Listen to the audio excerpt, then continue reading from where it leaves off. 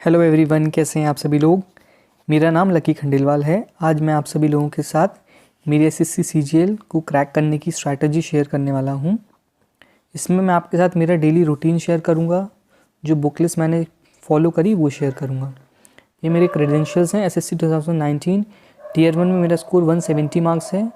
Tier 2 quant में मेरा score raw score 165 marks है एंड टीयर 2 इंग्लिश में मेरा स्कोर 181.5 मार्क्स है। मेरा एग्ज़ाम 16 नवंबर को था, जो कि बहुत एक कैलकुलेटिव शिफ्ट मानी गई है। मेरी कैटेगरी यूआर है।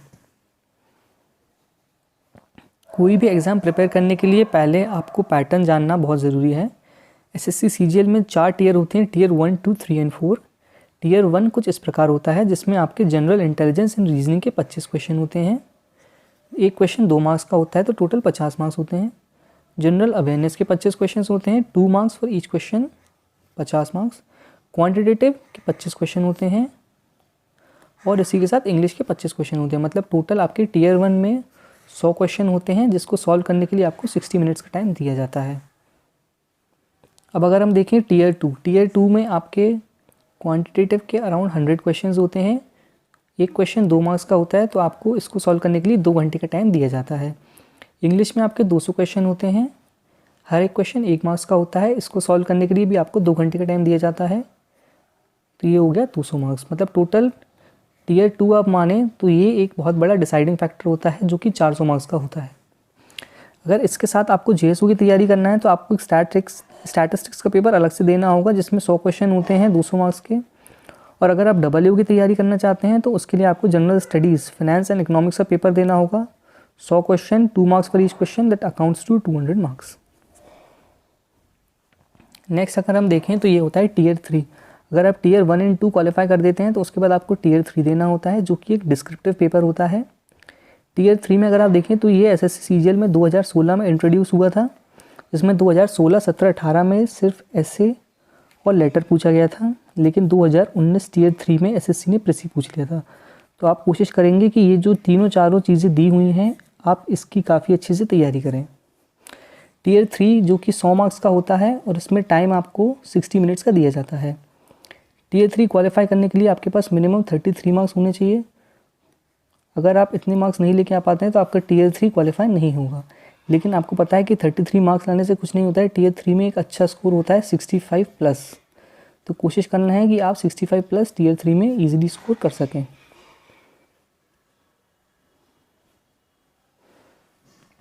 टीयर 3 में आपको एक चीज़ का बहुत ध्यान रखना है कि जो आपको आंसर कॉपी मिलेगी, उसमें आपको सिग्नेचर करना है, अपना लेफ़्ट थंब इम्प्रेशन करना है, और आपको एक चीज़ का ध्यान रखना है कि आप उसमें अपना रोल नंबर मेंशन करें। और उसके साथ आपको एक चीज़ का ध्यान रखना है कि आपको ये सब चीज़ें बहुत अच्छे से लिखनी है, मेंशन करनी है। अगर आप ये नहीं करेंगे तो आपको 0 मार्क्स दिए जाएंगे। चाहे टीयर 2 तक आपका स्कोर 500 भी हो तो कोई दिक्कत नहीं है, आप यूएफएम के चलते डिस्क्वालीफाई हो जाएंगे। इसलिए कोशिश करना है कि आप इन तीनों चारों चीज़ों को बहुत अच्छे से मेंशन करें। मेरी एसएससी सीजीएल 2018 टीयर 3 की कॉपी इस चैनल पर है अवेलेबल, अगर आप चाहें तो उसको भी देख सकते हैं। टीयर 3 के बाद आपका टीयर 4 होता है, जिसको हम स्किल टेस्ट के नाम से जानते हैं। इसमें आपका सीपीटी एक मॉड्यूल होता है और इसी के साथ डीएसटी मॉड्यूल होता है। टीयर 4 का एक डिटेल स्ट्रैटेजी वीडियो इस चैनल पर है अवेलेबल, आप उसको देख सकते हैं टीयर 4 की तैयारी करने के लिए। एसएससी सीजीएल 2019 जो कि अभी थोड़े दिन पहले कंक्लूड हुआ था, आइए हम उसकी कट ऑफ देख लेते हैं, तो उससे आपको तैयारी करने में आसानी होगी। अगर हम देखें तो यूआर का कट ऑफ अराउंड 147 मार्क्स गया था। ईडब्ल्यूएस एंड ओबीसी, क्योंकि ईडब्ल्यूएस इस पहली बार ही हो रहा है एसएससी सीजीएल में इम्प्लीमेंट, तो इसका cut off EWS and OBC का टोटल 135 कट ऑफ था। एससी का कट ऑफ हम माने तो 115 मार्क्स था और एसटी का कट ऑफ 104 मार्क्स था। ये नॉर्मलाइज स्कोर है, रॉ स्कोर काफ़ी कम रहता है।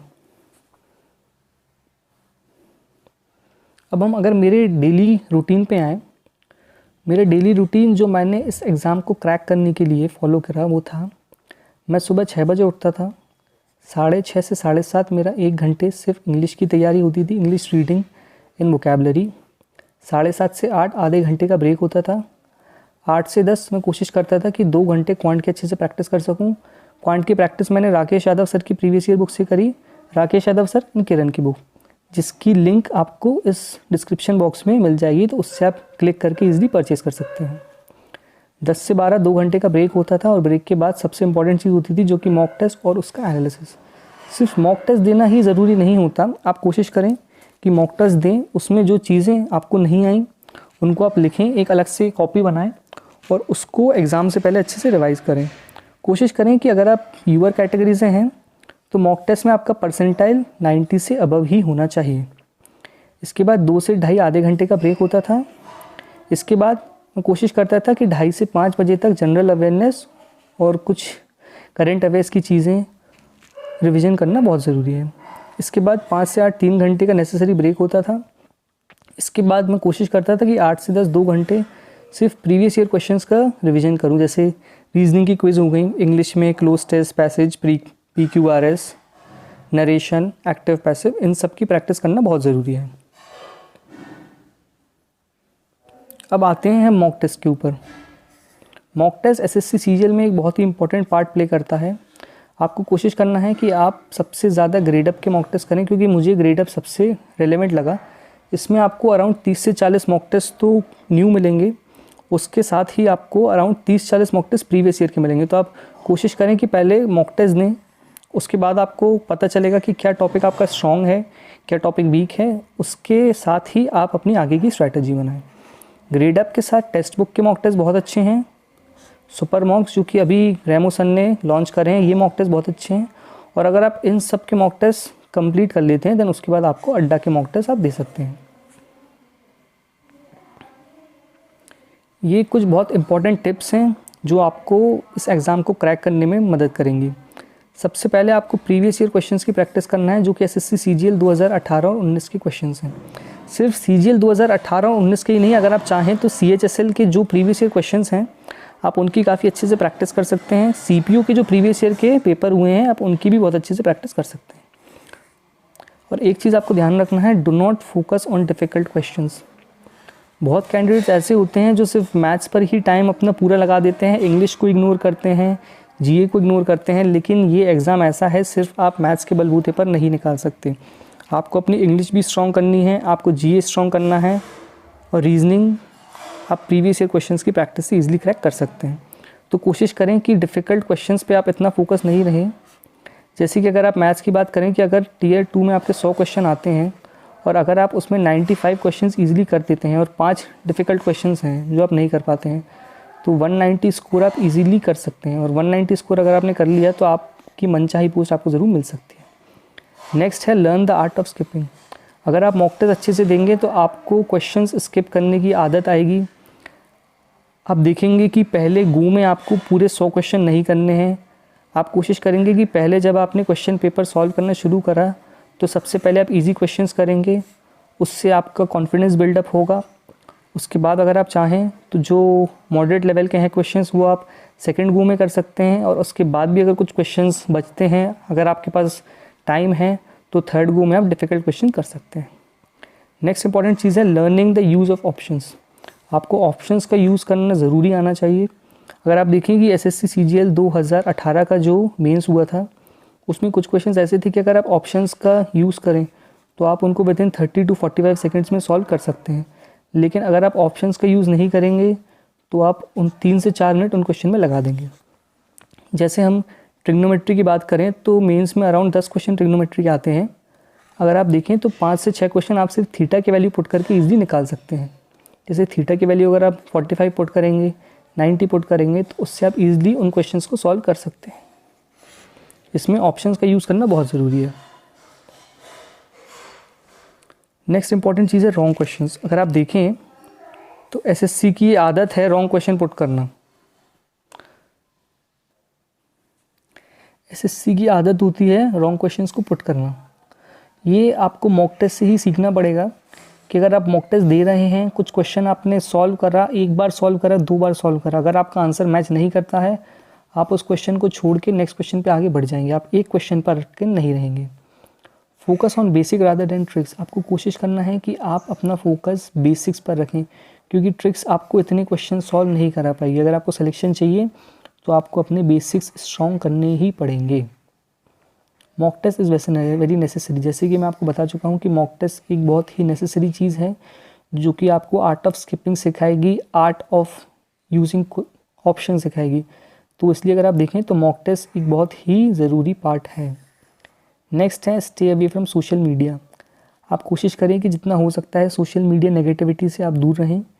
बहुत चीज़ें ऐसी होंगी जो आपको डिमोटिवेट करेंगी, तो अगर आप सोशल मीडिया का यूज़ जितना कम करेंगे उतना आपके लिए अच्छा रहेगा। नेक्स्ट आपकी इंपॉर्टेंट चीज़ है revision. Revision is the key. आप कितना ही पढ़ लें, लेकिन अगर आप रिवीजन नहीं करेंगे तो आपकी पूरी पढ़ाई वेस्ट है। आप कोशिश करें कि आप संडे का दिन अपना रिवीजन का दिन रखें। आप हफ्ते के 6 दिन पढ़ाई करें और संडे को आप जो भी आपने पूरा पढ़ा है उसका आप रिवीजन करें। अभी हम देखते हैं कि यूट्यूब पर बच्चे बहुत टाइम निकाल देते हैं पढ़ाई में, लेकिन आपको यूट्यूब के लिए अपना टाइम फिक्स करना है। दिन का 1 से 2 घंटा आप सिर्फ यूट्यूब के लिए निकालेंगे, उससे जो आपको पढ़ना है वो पढ़ेंगे और कोशिश करेंगे कि जो कंटेंट है आपका वो आप ऑफलाइन कर लेंगे, ताकि सजेशंस में ज़्यादा चीज़ें नहीं आएंगी, तो आपको डिस्ट्रैक्शन कम होगा। नेक्स्ट इंपॉर्टेंट चीज़ है इम्प्रूव योर कैलकुलेशंस। आपको कैलकुलेशंस अपनी इतनी स्ट्रॉन्ग करनी है, क्योंकि जब से टीसीएस आया है एसएससी में कैलकुलेशंस का लेवल काफ़ी ज़्यादा हाई हो चुका है। तो आपको ज़्यादा से ज़्यादा कैलकुलेशन की प्रैक्टिस करनी है, और कैलकुलेशंस में आप ट्रिक नहीं लगाएंगे, आप बेसिक से कैलकुलेशन को अच्छे से सीखेंगे। नेक्स्ट इंपॉर्टेंट चीज़ है डेली टारगेट। अगर आप डेली का टारगेट बनाएंगे कि आज मुझको ये वाली चीज़ पढ़ना है, ये चीज़ ख़त्म करना है, तो आप अपने गोल की तरफ ज़्यादा जल्दी आगे बढ़ पाएंगे। कोशिश करें डेली टारगेट बनाएं और उनको अचीव करें।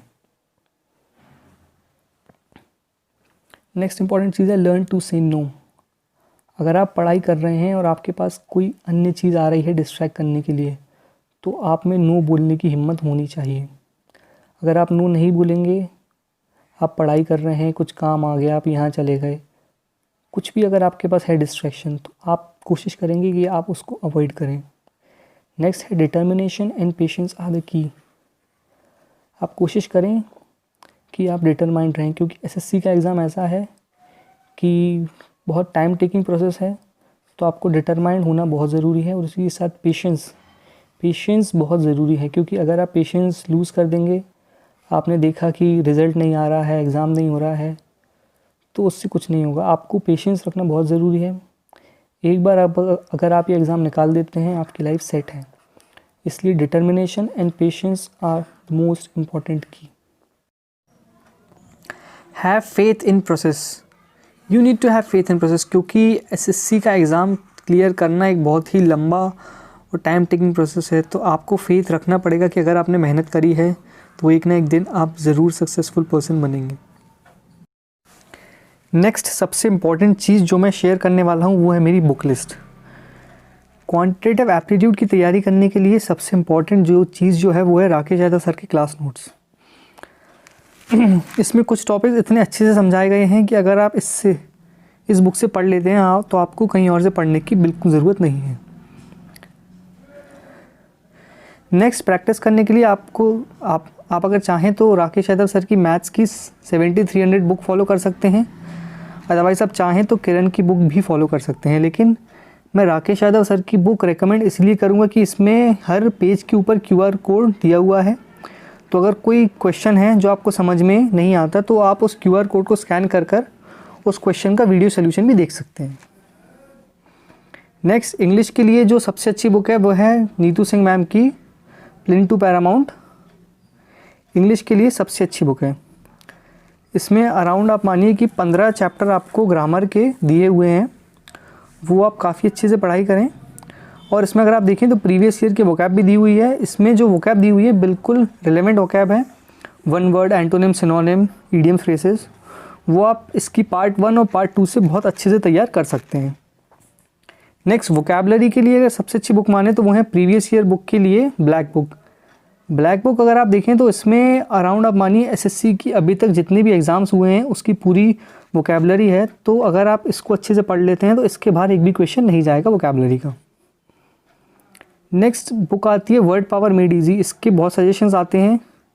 मैंने ये बुक पूरी रीड करी हुई है, तो आपको मैं यही सजेस्ट करूँगा कि अगर आपके पास टाइम है तो इस बुक को आप बहुत अच्छे से तैयार कर सकते हैं। नेक्स्ट, अगर प्रैक्टिस करने के लिए आपको पेपर चाहिए तो आप किरण की प्रीवियस ईयर इंग्लिश के लिए परचेज़ कर सकते हैं। ये सबसे अच्छी बुक है। जो मेरा 8 से 10 बजे का जो टाइम स्लॉट होता था उसमें मैं आधे घंटे इसी बुक से प्रैक्टिस करता था इंग्लिश के लिए। नेक्स्ट, रीजनिंग के लिए आपको कुछ भी एक्स्ट्रा करने की ज़रूरत नहीं है। अगर आप प्रीवियस ईयर बुक को अच्छे से फॉलो कर लेते हैं तो रीजनिंग में आप 50 में से 45 प्लस ईजिली स्कोर कर सकते हैं। नेक्स्ट, जनरल अवेयरनेस के लिए अगर आप बुक पूछें तो इसमें लूसेंट की ये बुक सबसे अच्छी है। इसमें आपको सारे टॉपिक्स ईजिली मिलेंगे और इसको पढ़ने का सबसे अच्छा तरीका ये है कि पहले आप एक टॉपिक लूसेंट की बुक से पढ़ें, फिर जो किरण की प्रीवियस ईयर बुक है इससे आप उसी टॉपिक के क्वेश्चंस को रिवाइज़ करें। तो जीए के लिए आपकी 2 बुक रहेंगी जो कि है लूसेंट की जनरल नॉलेज और किरण की प्रीवियस ईयर पेपर्स। अब हम आते हैं एक बहुत ही इम्पॉर्टेंट चीज़ पर जो कि है नॉर्मलाइजेशन। जब से एसएससी ने नॉर्मलाइजेशन का फंडा इन्वॉल्व करा है तब से चीज़ें बहुत बदल गई हैं। अब जैसे देखेंगे कि ये आप देखें, ये है एवरेज स्कोर और ये है एवरेज नॉर्मलाइज स्कोर। आप देखेंगे कि एवरेज स्कोर जो 3 मार्च से पेपर शुरू हुए थे और 9 मार्च तक चले थे, इसमें वेरिएशन कितना ज़्यादा है। किसी शिफ्ट में मार्क्स 152 हैं, 122 हैं, 138। मतलब आप देखें कि एवरेज 152 से लेके 116, हाईएस्ट और लोएस्ट में कितना डिफरेंस है। लेकिन यहीं अगर आप नॉर्मलाइज स्कोर देखें तो इसमें आपको इतना अंतर नहीं दिखेगा। तो इसी से ये हम कह सकते हैं कि नॉर्मलाइजेशन ने काफ़ी हद तक चीज़ों को बैलेंस कर दिया है। आप इंक्रीमेंट देखिए नॉर्मलाइजेशन में, अगर आपकी टफ़ शिफ्ट है तो आपके अराउंड 40 नंबर तक बढ़ सकते हैं, अगर इजी शिफ्ट है तो आपके कम नंबर बढ़ेंगे। मैक्सिमम जो इंक्रीमेंट हुआ था वो 4th मार्च शिफ्ट 2 में हुआ था जिसमें 40 नंबर तक बढ़े हुए थे, और मिनिमम जो इंक्रीमेंट हुआ था वो 9th मार्च शिफ्ट 3 में हुआ था जिसमें अराउंड 5 नंबर बढ़े थे। इससे हम कहेंगे कि अगर जैसे आपकी टफ़ शिफ्ट भी है तो आपको डीमोरलाइज नहीं होना है। नॉर्मलाइजेशन आखिर में चीज़ों को बैलेंस कर देगा। अब मैं आपके साथ कुछ स्कोर कार्ड शेयर करूंगा जिनसे आपको बहुत मोटिवेशन मिलेगा। आप देखिए, ये एक एस्पिरेंट का स्कोर कार्ड है जिनकी रीजनिंग में 50 नंबर हैं, क्वांटिटेटिव एप्टीट्यूड में 48 मार्क्स हैं, इंग्लिश में अराउंड 50 मार्क्स हैं। अगर आप देखिए इनका इन तीनों सब्जेक्ट्स में स्कोर काफ़ी अच्छा है, लेकिन जीए बहुत टफ होगी। जीए में उनका स्कोर 8.5 नंबर है। उनका रॉ स्कोर 156 रहा, लेकिन जो कि उनकी टफ शिफ्ट थी नॉर्मलाइजेशन ने उनके स्कोर को 195 तक पहुंचा दिया।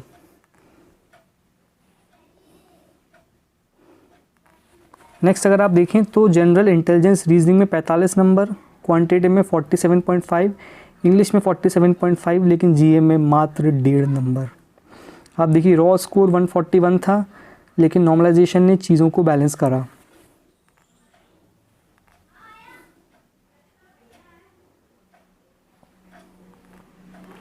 नेक्स्ट आप देखिए, इनका रीजनिंग में स्कोर था 37, क्वांटिटेटिव 18, इंग्लिश में 40। मतलब आप कह सकते हैं कि मैथ्स और जनरल अवेयरनेस टफ हो सकती हैं। कैंडिडेट का स्कोर 104.5। अगर ये स्कोर नॉर्मलाइजेशन के पहले होता तो आप रेस से बिल्कुल बाहर हैं, आप कुछ नहीं कर सकते। लेकिन नॉर्मलाइजेशन ने चीज़ों को बैलेंस करा, 41 का इंक्रीमेंट हुआ, रॉ स्कोर 145 हुआ। अब नॉर्मलाइजेशन में सबसे इम्पॉर्टेंट चीज़ आपको ध्यान में क्या रखनी है कि एसएससी में जो नॉर्मलाइजेशन का फॉर्मूला है उसमें कैटेगरी और एक्यूरेसी का कोई भी रोल नहीं है। अगर एक एससी का बंदा है उसके 140 नंबर हैं और एक जनरल कैटेगरी का बंदा है उसके 140 नंबर हैं, दोनों के स्कोर में इंक्रीमेंट जो होगा वो सेम नंबर्स का होगा।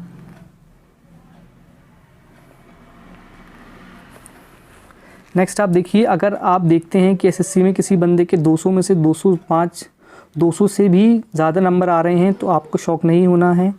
अगर आप टफ़ शिफ्ट में अच्छा स्कोर करते हैं तो आपका स्कोर 200 के ऊपर जा सकता है।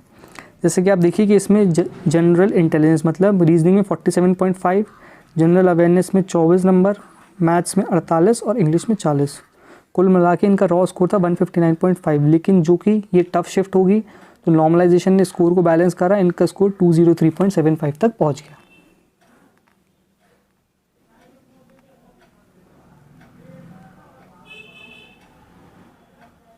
नेक्स्ट आप देखिए, अगर आपकी शिफ्ट इजी है तो आपका स्कोर डिक्रीज़ भी हो सकता है। तो आपको कोशिश करना है कि जो एक थ्रेशहोल्ड का जो पॉइंट होगा जिसके ऊपर स्कोर इंक्रीज़ करेगा, आपको एटलीस्ट वहाँ तक तो पहुँचना ही है। जनरल इंटेलिजेंस में स्कोर 40.5, GA 25.5, मैथ्स में 36.5 एंड इंग्लिश में 20। ईजी शिफ्ट होगी, इनका स्कोर 122.5 था लेकिन नॉर्मलाइज स्कोर 118.48 हो गया। तो कोशिश करना है आपको कि आप जितना स्कोर को मैक्सिमाइज़ कर सकें उतना आपको स्कोर मैक्सिमाइज़ करना है। अब ये आप एज अ मोटिवेशन ले सकते हैं। मैं आपको सैलरी बता रहा हूँ इंस्पेक्टर ऑफ इनकम टैक्स की। आप इनकी सैलरी देखें, बेसिक पे 60,400 है। जो इनका टोटल सैलरी बनी है वो है 89,376, जिसमें गवर्नमेंट की रिकवरीज हुई हैं 12,947 और अराउंड इन हैंड इनको 76,429 मिले हैं। मतलब अगर आप इनकम टैक्स इंस्पेक्टर पे सेलेक्ट होते हैं तो आपको 75,000 से ऊपर की सैलरी मिल सकती है। Income tax inspector SSC CGL से सेलेक्टेड होने वाली टॉप पोस्ट मानी जाती है। नेक्स्ट, अगर आप इनकम टैक्स डिपार्टमेंट का सपना रखते हैं लेकिन आप इनकम टैक्स इंस्पेक्टर तक नहीं पहुंच सकते हैं तो आप टैक्स असिस्टेंट के पोस्ट को भी सेलेक्ट कर सकते हैं। टैक्स असिस्टेंट का पोस्ट पे लेवल 4 का 2400 ग्रेड पे का पोस्ट है, जिसमें आपकी बेसिक पे 25,500 होती है। टोटल आपकी ग्रॉस सैलरी 36,021 होती है। गवर्नमेंट की रिकवरीज 3,444 होती हैं और आपकी नेट पे 32577 होती है। मतलब अगर आप इनकम टैक्स में टैक्स असिस्टेंट के रूप में हैं तो आपकी नेट पे 32,577 हो सकती है। टैक्स असिस्टेंट CBDT और CBIC में SSC से मिलने वाली सबसे लो पोस्ट मानी जाती है, लेकिन इसकी सैलरी भी काफ़ी अच्छी है जो कि है 32,577। इस वीडियो में मैंने कोशिश करी है कि मैं आपको सारी चीज़ें बता सकूं। अगर इसके अलावा भी प्रिपरेशन में आपकी कुछ डाउट हैं तो आप कमेंट सेक्शन में नीचे लिख सकते हैं। अगर आपको वीडियो अच्छा लगा हो तो प्लीज़ इसको लाइक करें। जो भी आपके सजेशन हैं, डाउट हैं, आप नीचे कमेंट कर सकते हैं। वीडियो अच्छा लगा हो तो आप प्लीज़ शेयर करें और इस चैनल को सब्सक्राइब करें। Thank you very much.